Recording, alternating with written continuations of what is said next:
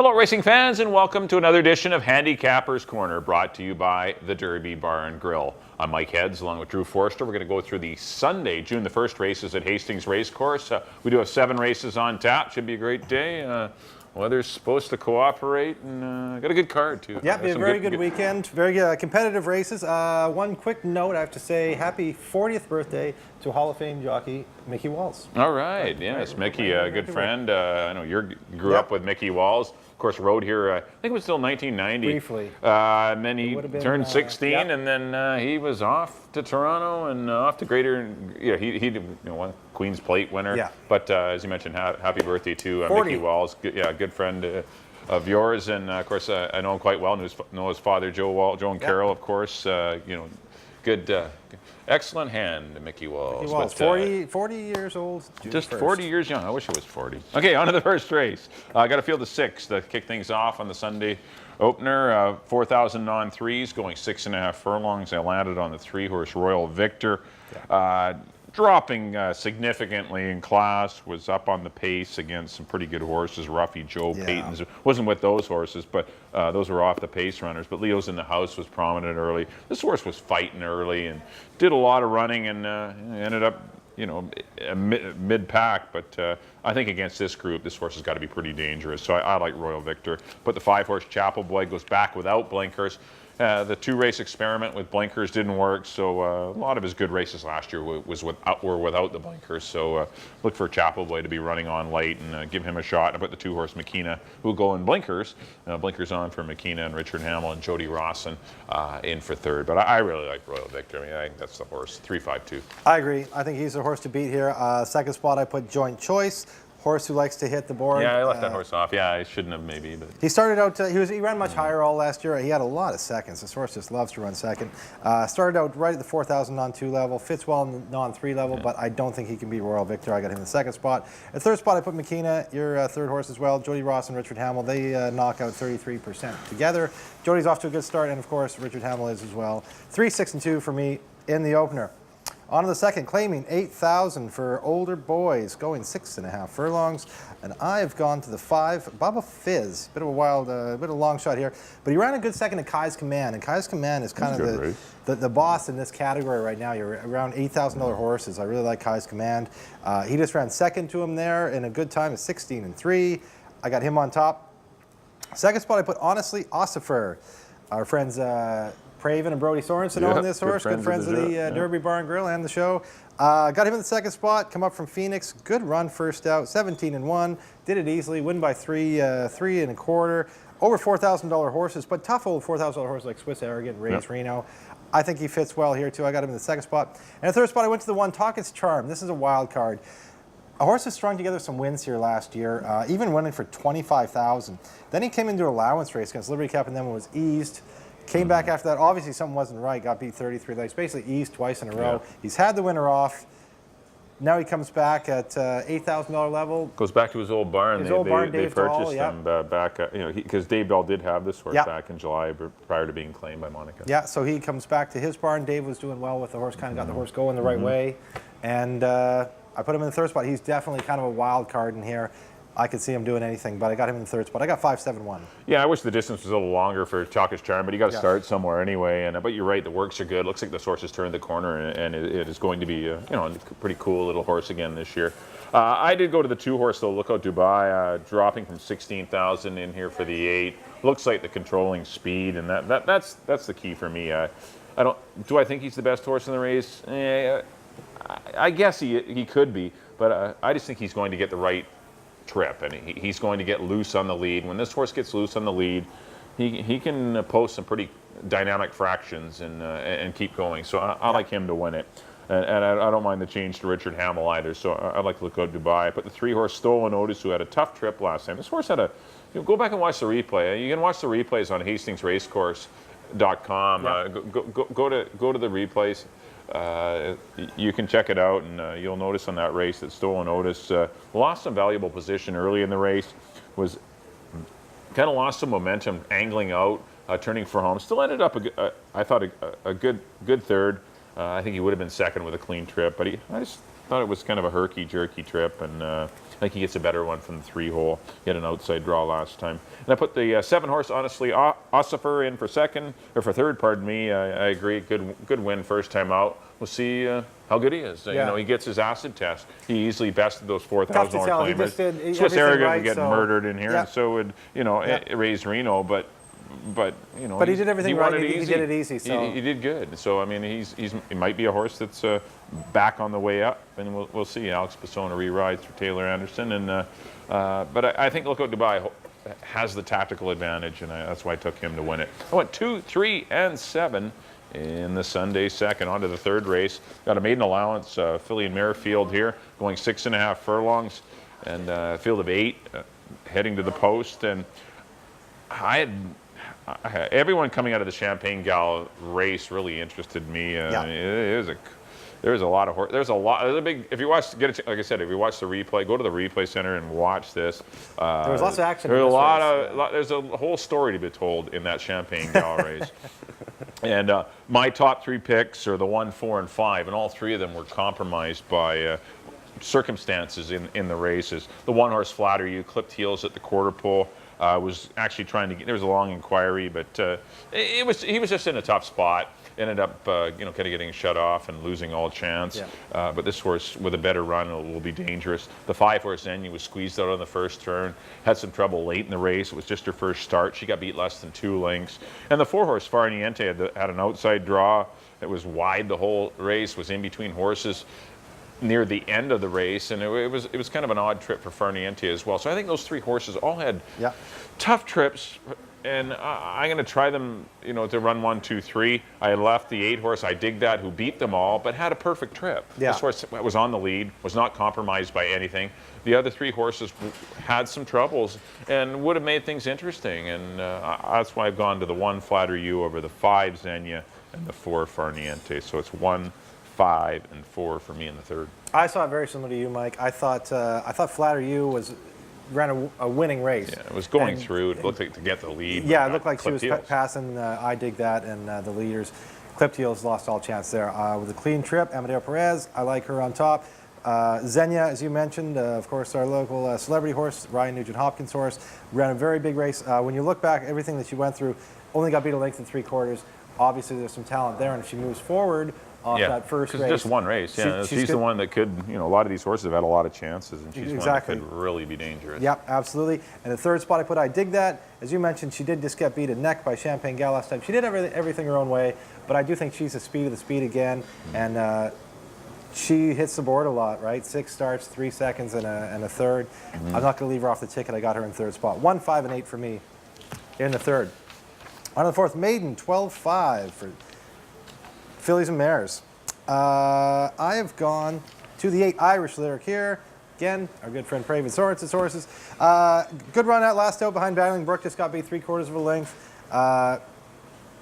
She was running for maiden special weight earlier on. Took that drop down to 12-5. That fit her very well. As I mentioned, just got beat 3/4 of a length. I think she'll be very tough in here with Amadeo Perez sticking with her. The second spot, I went with Island Rain, a horse who had a couple chances at the maiden special weight level. Just got beat 6.5 in that Sensational Beauty and Fire Beauty Lady of War race. That was a decent race. She came back and really disappointed with a 10th out of 10 out of that Champagne Gal race, but now drops down to the 12-5 level. Nice little work. I think she's all right. I put her in second spot. In the third spot, Little Blossom out of the Mel Snow Barn. Only got beat 4 3/4 for maiden 25 in that Elusive Lily race. Now in for 12-5 gets Richard Hamill. 8, 6, and 2 for me. Yeah, I like the 2 horse. I like that your third Little horse. Blossom, I like the 2 horse, Little Blossom. I think this horse had the rail last time, broke well. Kind of looked like Frank didn't know what to do, like go or not go, and the horse ended up being last. It was a 5-horse field. Ended up being last early and then making a bit of a run late, but almost looked like he was riding to instructions to take back or something, but the horse broke so well. And the horse was finishing well, which is something the horse was not doing last year. The horse was prominent early and like just getting gassed to the last 1/8 of a mile. But this horse finished well, and I think the company changed. Good work since her last race, and I'm going to try Little Blossom to win it. I think this horse can go wire to wire. I think this horse will be really dangerous. I put the 8 horse Irish Lyric, for obvious reasons, in for second. This This horse was kind of bottled up on the final turn, had to wait for room, kind of battling. Brooke got the jump on her, and that's the only reason that she lost that day. But that was a good effort. I think she's dangerous again, but I just think your lack of speed may, if she loses, it's just because of her running style, because she doesn't have a lot of speed. And I put the 7 horse, Be Remarkable, making her first start of the season, a daughter of Wandering. Showed good speed in her run last year against Two Pump, Storm Quality, and McSpice. That was a pretty live maiden allowance race last year, and this horse performed well being 4 wide. You look at the works, they're pretty salty. I mean, there's some nice little works there for Be Remarkable, and this could be the speed of the race. The mare, Always a Star, is the Dam of Grace for You, a former ballerina winner. There is the pedigree here for this horse to be a pretty nice one, and we'll see, or at least a decent horse, and not aggressively spotted for 12, or aggressively spotted, pardon me, for 12.5, and or not ambitiously placed. It goes first time Lasix, and I think this horse is worth a look. But I like Little Blossom off of that first race. I think this horse showed me something, might be the little bit of an upsetter, because Irish Lyric will likely be your favorite. I went 2, 8, and 7. On to the 5th race, maiden $25,000 claimers, 3 and up, going 6.5 furlongs.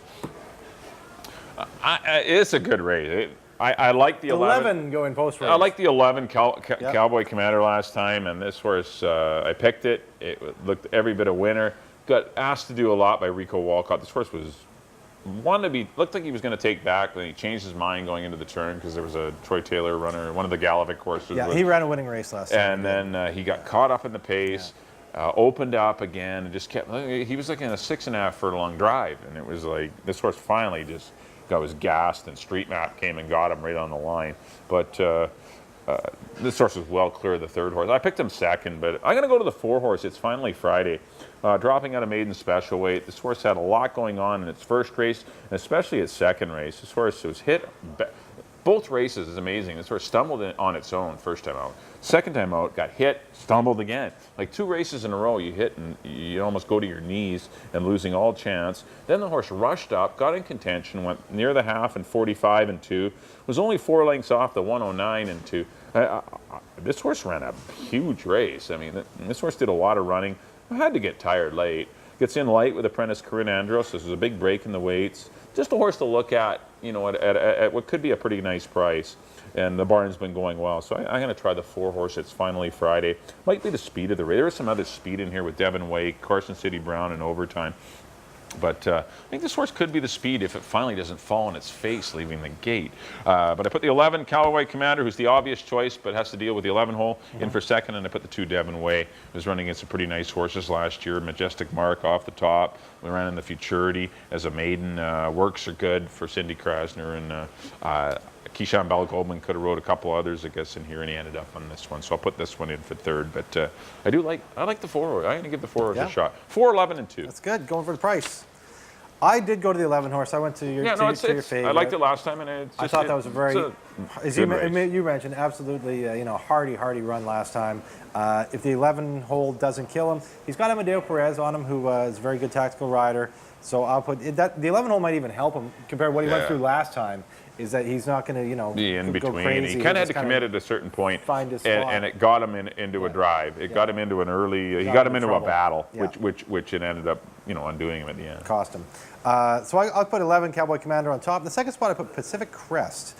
Out of the Troy Taylor barn, D. Domenico, a North American Thoroughbreds own this one. They paid $57,000 for it. A Keeneland, well-bred son of Dixie Union, out of a Red Ransom mare.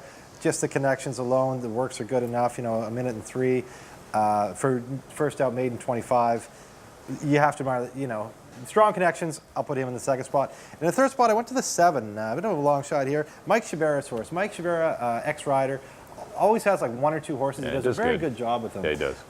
And Richard Hamill, who had a few different options in this race, I'm sure, chose to go with this one. I think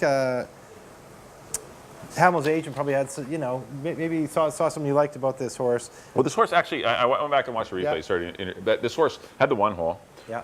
Turned left out of the gate. Yeah. And like it cost him 2 or 3 lengths. And this horse shot up quickly. This horse is a speed horse. Went up this to the horse lead, will be a good speed horse. Like it gets off the rail, and just a little green first time out, but it was just the 1 hole I think that did him in. Yeah. So I've got and Hamill, taking over a bit stronger rider, get this horse around there the right way. I went 11, 1, and 7 in the 5th. On the 6th. The boys division of the allowance race, 3-year-old boys, optional allowance race. I've gone to the 3 Tempest out of the Dino Condolinos barn, lightly raced son of Rosberg. 2 starts, broke his maiden last year for 25, came back, ran a good second in the stake race, was closing late on Aspen Getaway. Dino's horse is running very well. The horse gets in with a feather at 106 under Corinne Andrews, who rode him last time and made that nice move down the lane.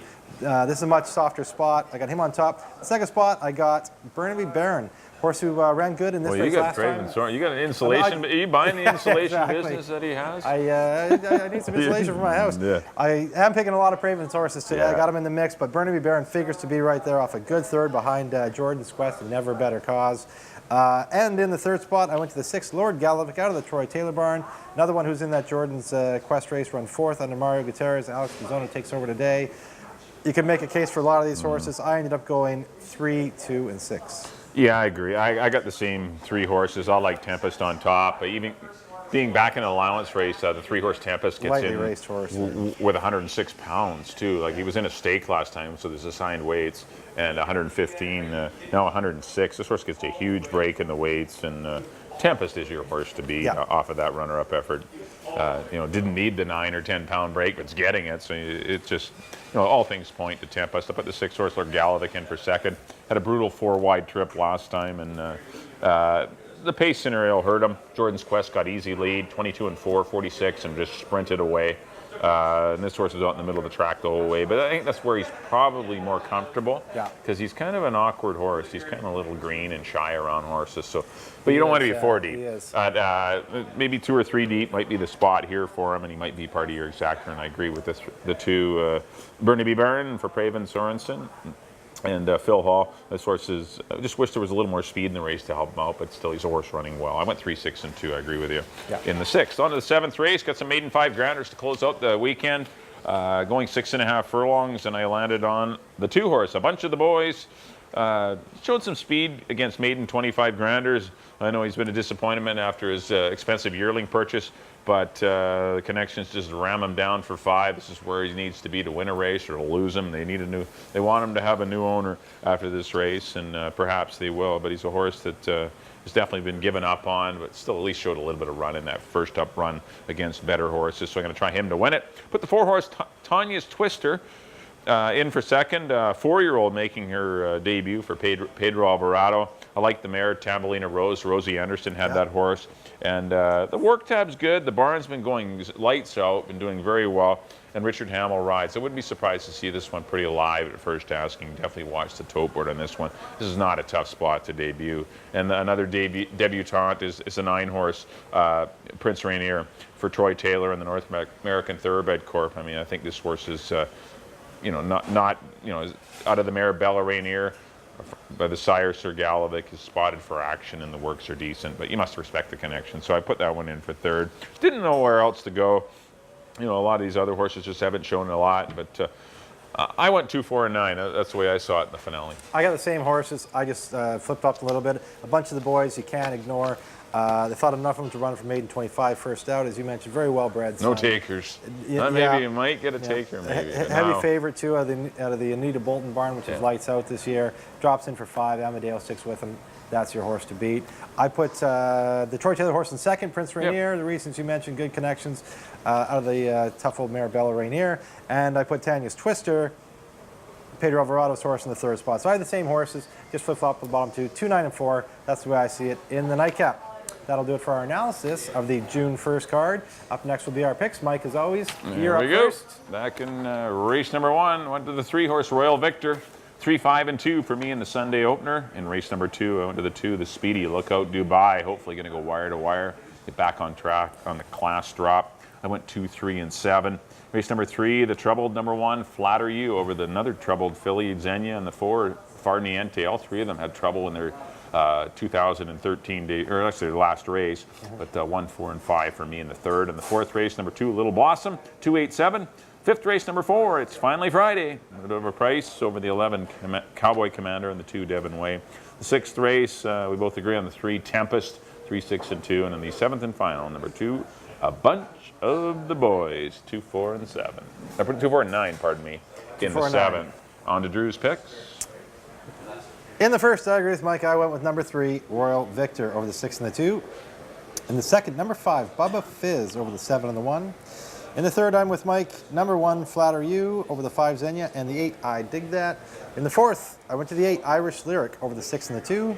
In the fifth, I went way to the outside. Number 11, Cowboy Commander, over the 1 and the 7. In the sixth, again, I'm with Mike on number 3, Tempest, over the 2 and the 6. And we agree as well in the nightcap. 7th race, number 2, a bunch of the boys, it sure is, over the 9 and the 4. That'll do it for my picks on Sunday, June 1st. Next weekend, of course, is Belmont weekend. Big weekend. A few stakes on tap at Hastings.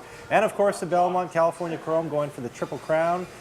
We still have a little space here at the Derby Bar and Grill. Please phone and make a reservation, 604-536-2978. That'll get you in touch with me. And we'll get you signed up for the Belmont. Big day. It is a huge day. All eyes, of course, will be on Belmont Park on Long Island, New York.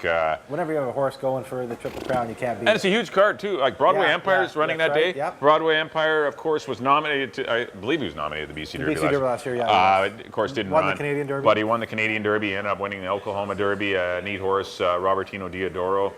The trainer from Alberta is running him in the Met Mile. A guy who had horses here at Hastings from time to time. And Gary Stevens rode him at Churchill on Derby Day. His brother Scott will be riding him in New York. And Scott Stevens, veteran rider, his first chance Turf Paradise, to ride at Belmont Park as well. So that's just another note. But we do have 4 stakes races next weekend here at Hastings. The older boys, the older mares, the 3-year-old colts and geldings, and the 3-year-old fillies. So 4 different divisions will be running next weekend.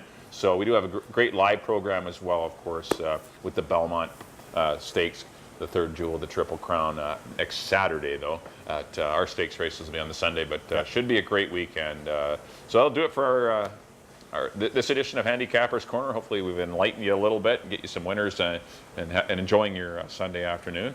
On behalf of Drew, thanks for tuning in. We'll see you next time here at Handicapper's Corner at the Derby Bar and Grill.